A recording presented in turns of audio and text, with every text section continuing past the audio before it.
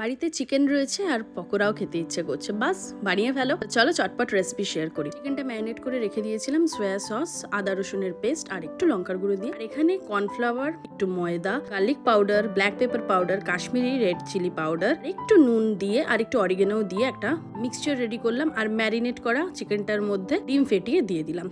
তারপর ভালো করে নেড়ে চেড়ে একটা করে চিকেন তুলে ওই যে কর্নফ্লাওয়ারের মিক্সচারটা রেডি করেছি ওটার মধ্যে একটা করে চিকেন দিয়ে কোটিং করে নেব। তারপর সাদা তেলে ভাজো, বাস খুবই সিম্পল। যদি মনে হয় ডিপ ফ্রাই করবে তাহলে ডিপ ফ্রাই করো, আর নাহলে এরকম হালকাও তুলে নিতে পারো, এটাও খুব ভালো লাগে। আমি একটু ডিপ ফ্রাই করেছি। তো এটা একটা টিস্যুর মধ্যে অবশ্যই নিও, তাহলে তেলগুলো টেনে নেবে। বেশি অয়েল খাওয়াটাও তো ঠিক না বলো। বাস শীতের দিনে বা বৃষ্টির দিনে একদম স্ন্যাক্স রেডি। আর এটা আমি মেয়োনিজ টমেটো সস দিয়ে খেয়েছি, খুব ভালো লেগেছিল খেতে। তোমরাও ট্রাই করো, আর এরকম রেসিপি দেখার জন্য চ্যানেলটা সাবস্ক্রাইব করে দিও। আর তোমরা কিন্তু এটাকে চিকেন পপকর্নও বলতে পারো।